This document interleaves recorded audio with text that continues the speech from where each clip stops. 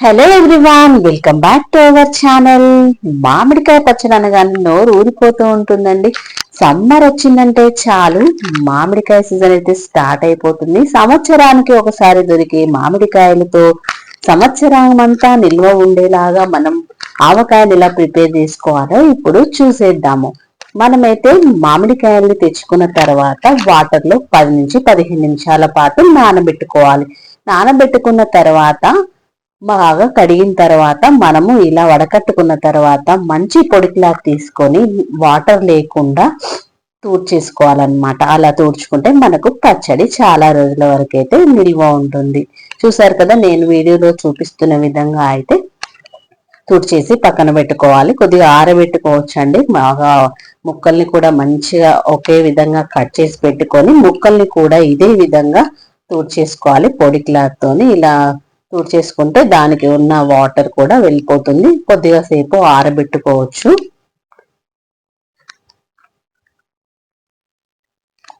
మనకు కావలసిన పదార్థాలు వచ్చేసి మెంతులు, జీలకర్ర, ఇంకా ఆవాలు, పసుపు, వెల్లుల్లి రెబ్బలు.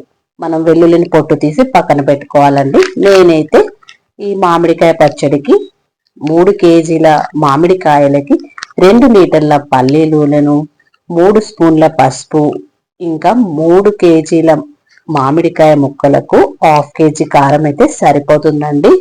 ఇంకా 400 గ్రామ్స్ ఆవపిండి, 150 గ్రాముల మెంతి పౌడర్, ఇంకా 300 గ్రాముల ఉప్పు, 150 గ్రాముల వెల్లుల్లి తీసుకున్నాను అనమాట. చూసారు కదా, ఈ విధంగా మనం అన్ని ఇంగ్రీడియంట్స్ పౌడర్ చేసి పెట్టుకోవాలన్నమాట.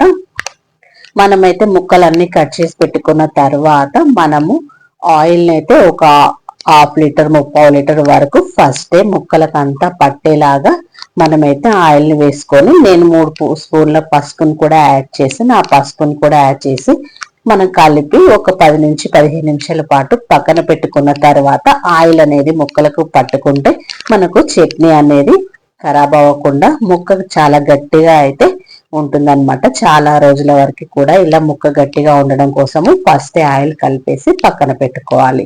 మనం వీడియోలో చూపిస్తున్న విధంగా అయితే కలిపి పక్కన పెట్టుకున్న తర్వాత మనకు కావలసిన పౌడర్స్ అన్ని కూడా మనం సిద్ధం చేసుకున్నాం కదా, ఆ పౌడర్స్ అన్ని కూడా వీటిలో వేయాలి.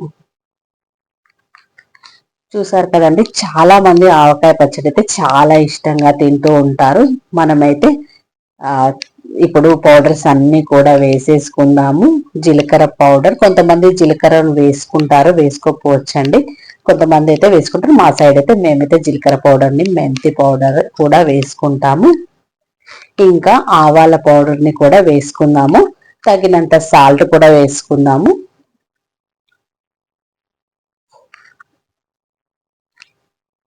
ఇవన్నీ కూడా మంచిగా ముక్కలకు పట్టేలాగా వేసుకోవాలన్నమాట.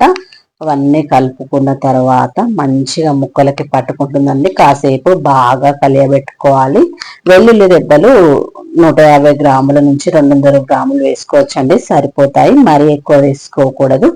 ఇలా వేసుకొని మంచి కారం అంతా వాటికి పట్టేలాగా మనమైతే కలుపుకోవాలన్నమాట. మనం ముందుగా మిగిలిన ఆయిల్ ఉంటుంది కదండి, అది కూడా వేసి బాగా కలుపుకోవాలి.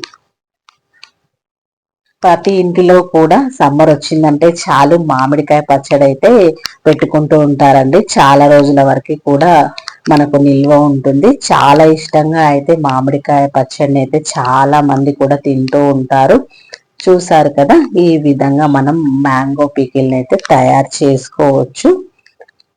ఈ విధంగా అయితే మేమైతే మామిడికాయ పచ్చడిని అయితే తయారు చేసుకుంటాము. మరి మీరు ఎలా ప్రిపేర్ చేసుకుంటారో కామెంట్ చేయండి. నచ్చితే లైక్ చేయండి, వీడియోని అందరికీ షేర్ చేయండి. చూసారు కదా, మన మామిడికాయ పెట్టడం అయితే కంప్లీట్ అయిపోయింది, ఇంకా రెడీ అయిపోయింది అనమాట. మిగతా ఆయిల్ అంతా కూడా వేసి 3 days అలా కలుపుతూ ఉండాలండి. 3 days కలుపుతూ ఉన్న తర్వాత మనము 4th డే మనం జాడీలో కానీ గాజు సీసాలో కానీ పెట్టి స్టోర్ చేసేసుకోవచ్చు. మనము డే బై డే కలుపుతూ ఉంటే మనకు అందులో ఉన్న సాల్ట్ కానీ మిగతా అవన్నీ పొడులు కానీ మంచిగా మనకు ముక్కలకి పడతాయన్నమాట. అంతా కూడా బాగా కలుపుకోవాలి. డే బై డే కలుపుతూ ఉండాలన్నమాట. చూసారు కదా, ఈ విధంగా పచ్చడి అయితే రెడీ అయిపోయింది. మరి మామిడికాయ పచ్చడి చూడగానే నోరైతే ఊరిపోతూ ఉంటుంది. చూసారు కదా, మన మ్యాంగో పికిల్ అయితే రెడీ అయిపోయింది. మరి మీకు ఎలా అనిపించిందో కామెంట్ చేయండి. మరి మీ ఇంట్లో కూడా ఆవకాయ సందడి మొదలైపోయిందా, ఇంకా రెడీ చేసుకుంటున్నారా? మరి మన ఛానల్ ని తప్పకుండా సబ్స్క్రైబ్ చేసుకోండి.